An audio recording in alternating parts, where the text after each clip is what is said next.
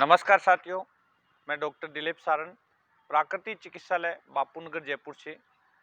आज मैं हाइपरटेंशन, उच्च रक्तचाप, हाई बीपी जिसको कहते हैं, उनके लिए कुछ आहार के बारे में, कुछ योग और प्राणायाम से कैसे उसको कंट्रोल किया जा सकता है, कुछ वो कैसे ठीक किया जाता है, उसके बारे में मैं कुछ पहले प्राकृतिक चिकित्सा का जो आहार है, आहार के बारे में मैं थोड़ी सी जानकारी देंगे। इस वीडियो को अच्छी तरह आप देखें और सब्सक्राइब, लाइक और शेयर भी कर दीजिए। अच्छा लगे तो उसमें कमेंट्स भी करें। आज जो आहार जो है, क्योंकि आज जितने भी फास्ट फूड आए हैं, तो आदमी की क्या होती है, फास्ट फूड, फास्ट लाइफ और फास्ट डेथ, ये कंडीशन चल रही है। जितने भी फास्ट फूड आए हैं, चाइनीज फूड आए हैं, उसके कारण से आज हर व्यक्ति स्ट्रेस, तनाव में रह रहा है। उस तनाव से आपकी बीपी, जो ब्लड का जो सर्कुलेशन है, वो बढ़ रहा है। और बीपी जो भी देखेंगे, जिनका कोलेस्ट्रॉल है, बीपी बहुत हाई, कोलेस्ट्रॉल की जो मात्राएं हैं आपके शरीर में बहुत ज़्यादा बढ़ जाती है, उसके कारण से आपको हाइपरटेंशन के शिकार हो जाते हैं। हाइपरटेंशन के कारण से आपको अनेक प्रकार की मेडिसिन का सहारा लेना पड़ता है, अनेक प्रकार की मेडिसिन लेनी पड़ती है, तो धीरे धीरे बढ़ता जाता है। उसके कारण से कईयों को तो ब्रेन हेमरेज तक हो जाता है। तो उसको कैसे निजात पाया जाए, उसके बारे में आज मैं थोड़ा सा जानकारी देना। जो आहार जो मेन है, वो प्राकृतिक आहार जो होता है, सात्विक आहार, उसका सेवन सबसे बढ़िया होता है। क्योंकि जितने भी फास्ट फूड आए हैं, उसके कारण से आपकी लाइफ स्टाइल है वो फास्ट हो गई है। उसके कारण से अनेक बीमारियां, मोटापा हो, हाइपरटेंशन हो, ओबिसिटी हो, डायबिटीज हो, इस प्रकार की अनेक प्रकार बीमारियां आपके शरीर में ग्रसित हो रही है। तो आपको क्या करना है, आपको सात्विक आहार और प्राकृतिक चिकित्सा की ओर थोड़ा सा ध्यान रखना है। स्ट्रेस जो है आपका, स्ट्रेस कम करना है, स्ट्रेस मैनेजमेंट का भी पूरा ध्यान रखना है। प्रकृति की ओर लौटें। यदि आप प्रकृति की ओर लौटेंगे, प्रकृति के प्रेमी हो जाएंगे, प्रकृति के साथ रहेंगे, तो आप कोई बीमारियों से ग्रसित नहीं हो पाएंगे। आप हमेशा स्वस्थ रहने का पूरा अभ्यास रहेगा। अब प्रकृति की ओर लौटने का मतलब ये हो गया, आपको क्या करना है, सात्विक आहार। सात्विक आहार कौन सा होता है? एक तो सिंपल भाषा में रिफाइंड तेल का प्रयोग आपको कम से कम करना है। सफ़ेद नमक होता है, उसका प्रयोग कम करना है। और चीनी जो होता है, क्योंकि वो प्राकृतिक चिकित्सा में तीनों चीज़ हमारे पॉइजन के रूप में मानते हैं। क्योंकि ये तीनों चीज़ आपके शरीर में अनेक प्रकार की विकार पैदा करती है, और विकार पैदा होगा तो अनेक प्रकार की डिजीज आएगी। तो इन विकारों से दूर करने के लिए आपको सात्विक आहार का सबसे ज़्यादा प्रयोग करना है। अब सात्विक आहार कैसे लेंगे? सात्विक आहार का मतलब हो गया, सुपाच्य हो गया, साना पोषक तत्व जो मिनरल्स है, विटामिन्स है, वो सब मिल जाए, उसको कहते हैं सात्विक आहार। तो उसका प्रयोग आपको ज़्यादा से ज़्यादा करना है। तो जिसको हाई बीपी जो है, उच्च रक्तचाप की जो होते हैं, वो टेबलेट ले रहे हैं, तो सफ़ेद नमक बंद कर दीजिए, सफ़ेद नमक की जगह सेंधा नमक का प्रयोग करें। दूसरा, वो रिफाइन ऑयल, रिफाइन ऑयल की जगह घी, गाय का घी मिल जाए, भैंस का घी मिल जाए, वो सबसे बेस्ट है। यदि घी नहीं है तो रिफाइन की जगह आप घानी का जो तेल होता है वो ले सकते हो। और तेल को भी हर तीसरे महीने में आप उसको चेंज कर दीजिए। आज पहले सोयाबीन को खा रहे हैं, तो फिर 3 महीने बाद में तिल्ली का ले लीजिए। तो आपको तेल को भी चेंज करते करते आपको परिवर्तन करना है। यदि तो वो आपका फैट के रूप में। दूसरा, आपका फैट का कारण ये हो जाता है, आप लेट आवर्स में खाना खा रहे हैं, उसको आप जल्दी खा लीजिए। सूर्य अस्त होने से पहले आपको खाना खाना है, और तेज़ मिर्ची मसाला वाला खाना नहीं खाना है। सात्विक खाने का मतलब आराम से पच जाए, सुपाच्य हो, आपके शरीर को मिनरल्स, विटामिन, जो भी प्रोटीन, जितने भी आपके शरीर को आवश्यकता होते हैं, आवश्यक तत्व है, सारा आपको प्राप्त हो, वो आहार आपको ग्रहण करना है। तो पहले आपको इस चीज़ पर ध्यान रखना है। उसके साथ साथ, क्योंकि व्यक्ति की जो लाइफ स्टाइल जो है वो बहुत ख़राब हो चुकी है, कि रात को लेट आवर्स तक ऑफिस में चलते हैं, लेट पर लैपटॉप, मोबाइल पे काम करते हैं, उसके कारण से भी स्ट्रेस रहता है। तो उस स्ट्रेस को कैसे दूर किया जाए? तो आपको सुबह या शाम जब भी समय मिले, कुछ प्राणायाम का अभ्यास मैं बताता हूँ। यदि आप नियमित रूप से प्राणायाम और कुछ योग की क्रियाएं यदि आप नियमित रूप से कर सकते हैं तो वो बहुत ही अच्छा रहेगा। आपको एक और बताता हूँ, योग और प्राणायाम के लिए आपको कहीं जाने की आवश्यकता नहीं है। आप थोड़ा सा देख लीजिए, इस वीडियो के माध्यम से मैं जो चीज़ बता रहा हूँ, आप इस वीडियो को देख के भी योग और प्राणायाम का अभ्यास कर सकते हैं। तो योग और प्राणायाम का अभ्यास के लिए आपको एक सिर्फ योगा मैट की आवश्यकता है। योगा मैट नहीं है तो चटाई बिछा लीजिए, चादर बिछा लीजिए, कोई भी आसन लगा के और योग का अभ्यास आप घर में कर सकते हैं। बाहर गए हुए हैं तो धर्मशाला, होटल में जहाँ भी रुके हुए हैं वहाँ भी कर सकते हैं। तो योग के लिए आपको कहीं जाना है, परंतु आपको अच्छी तरह योग आना चाहिए, तभी आपका योगा अभ्यास कर पाएंगे। तो आप सबसे पहले मैंने आज आहार के साथ साथ खाने का जो है वो बताऊंगा। आहार के साथ साथ प्राणायाम कौन कौन सा करना चाहिए। तो सबसे पहले मैं प्राणायाम की जो क्रियाएं जो है वो मैं बता रहा हूँ। प्राणायाम जो है आपको मैं आज चंद्र भेदी प्राणायाम का अभ्यास करके बताऊंगा। शीतली और शीतकारी, गर्मियों में हाई बीपी वालों के लिए बहुत बढ़िया प्राणायाम क्रिया है। ये तीनों प्राणायाम यदि नियमित रूप से 3 से 5 मिनट यदि करते हैं तो बीपी पर कंट्रोल कर सकते हैं। एक होता है अनुलोम विलोम प्राणायाम।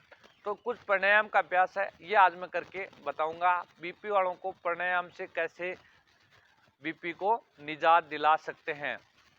तो सबसे पहले आपको योगा मैट आसन लगाना है। आसन बिछाने के बाद में आपको बैठना है। कोई भी आसन में बैठ जाइए आप।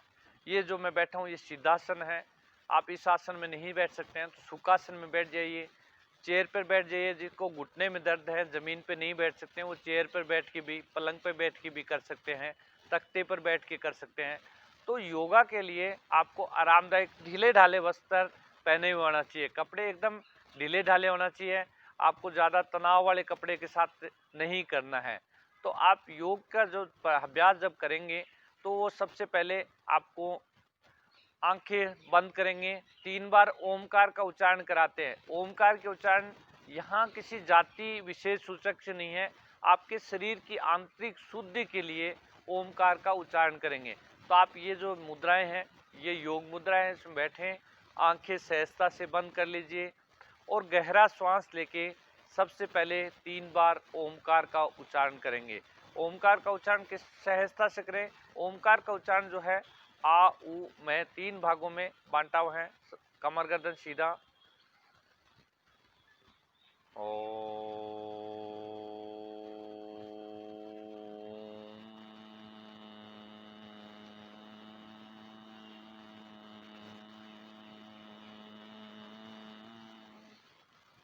एक बार फिर से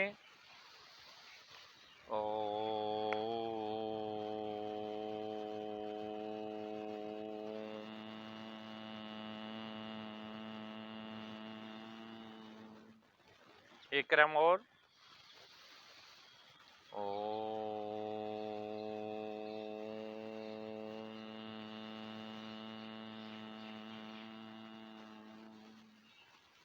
रिलैक्स।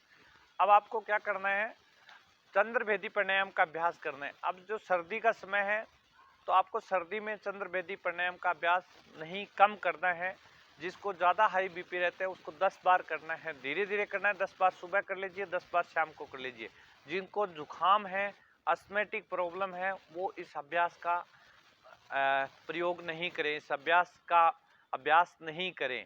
तो अब उसमें कैसे, आपको जैसे 2 स्वर चलता है, एक राइट होता है एक लेफ्ट होता है। लेफ्ट जो ठंडा होता है, राइट होता है गर्म होता है, उसको कहते हैं चंद्र, सूर्य भेदी होता है, इसको कहते हैं चंद्र। अब राइट को बंद करेंगे, जैसे हाथ का जो डायरेक्शन है आपका सीधा रहेगा, आंखें सहजता से बंद रखते हुए इससे श्वास लेना है, आपको अंदर लेना है। जैसे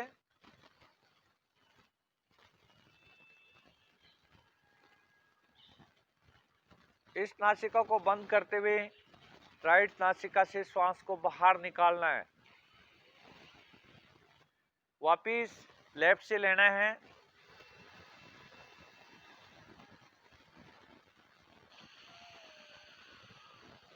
इस प्राणायाम का अभ्यास आपको 3 से 5 मिनट भी कर सकते हैं।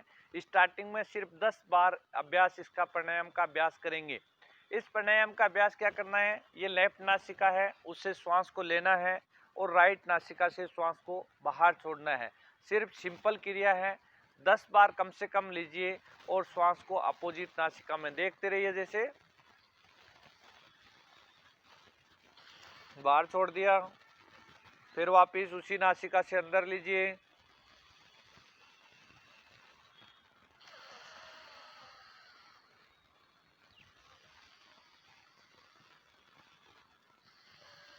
श्वासों की जो गति है वो बिल्कुल सामान्य स्थिति में रहेगी। श्वासों की गति में तनाव के साथ नहीं करेंगे। चेहरे पर आपका एकदम प्रसन्नचित मन भाव होना चाहिए, हंसते हुए चेहरा होना चाहिए आपका। कई बार गुस्से में तनाव के साथ ये प्राणायाम का अभ्यास नहीं करेंगे। और इसका आप अभ्यास सर्दियों में 10 बार ही 10 से 15 बार करें। बाकी के जो गर्मियों में समय है इसको 3 से 5 मिनट इस प्राणायाम का अभ्यास करें। एक तो ये प्राणायाम का अभ्यास हाई बीपी वालों के लिए बहुत बढ़िया है। दूसरा प्राणायाम आपको क्या करना है, शीतली करना है। शीतली प्राणायाम का जो अभ्यास होता है वो दांतों को टाइट करते हुए अंदर सी सी की आवाज करते हुए आपको श्वास ग्रहण करना है। जैसे उसके बाद में आपको रोकना नहीं है श्वास को, नाक से श्वास को बाहर रखना है। आपको दांतों को टाइट करते हुए शीतलता के सांस मुंह से श्वास को अंदर लेना है और नाक से श्वास को बाहर छोड़ना है।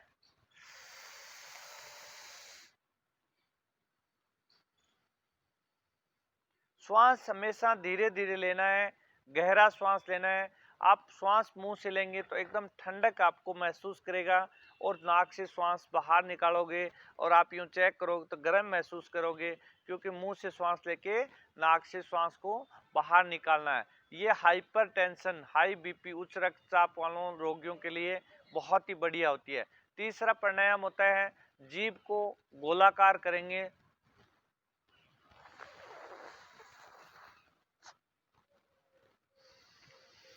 इस प्रकार गोलाकार करते हुए आपको श्वास को अंदर लेना है और श्वास को नाक से द्वारा श्वास बाहर निकालेंगे। ये यदि तीनों प्राणायाम यदि नियमित रूप से आप करते हो तो हाई बीपी के लिए बहुत ही बढ़िया है। आपका बीपी 5-10 दिन में कंट्रोल हो जाएगा।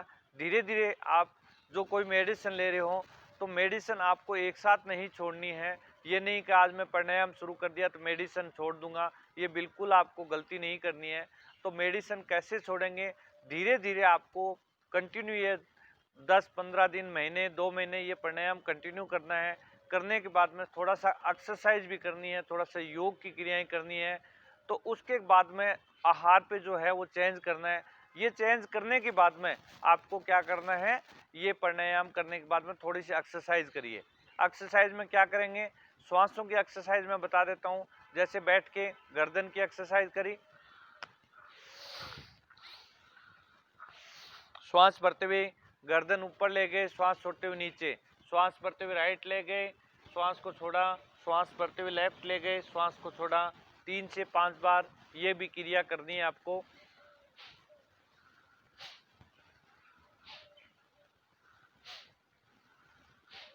ये धीरे धीरे श्वासों को लेना है, छोड़ना है, क्योंकि आपका लंग्स की कैपेसिटी है ये उसको भी बढ़ानी है। आपको फेफड़ों में ज़्यादा ज़्यादा ऑक्सीजन का ग्रहण करनी है।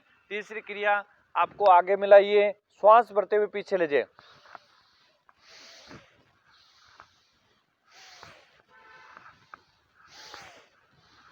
और आगे थोड़ा सा रोटेट घुमा दीजिए अपोजिट। ये यदि नियमित रूप से आप अभ्यास करते हो और थोड़ा सा पेट की बल भी लेट के, थोड़ा सा पिछला वीडियो आप देख लीजिए, उसमें भुजंग आसन किया हुआ है, शलभासन किया हुआ है। ये भुजंग आसन, शलभासन, उत्तान पादासन, ये जो क्रिया करेंगे तो आपकी नियमित रूप से करने से आपका बीपी है वो कंट्रोल हो जाएगा, आपका स्वास्थ्य एकदम ठीक हो जाएगा। परंतु मेडिसिन आपको एक साथ नहीं छोड़नी है, मेडिसिन का पूरा ध्यान रखना है, कंटिन्यू चेक कराना है। बीपी चेक कराने के बाद में धीरे धीरे उसको डॉक्टर की सलाह लेने के बाद में ही मेडिसिन धीरे धीरे उसको कम करनी है। नमस्कार, आज के लिए इतना ही। मेरा यूट्यूब चैनल सब्सक्राइब, शेयर और कमेंट्स ज़रूर करें।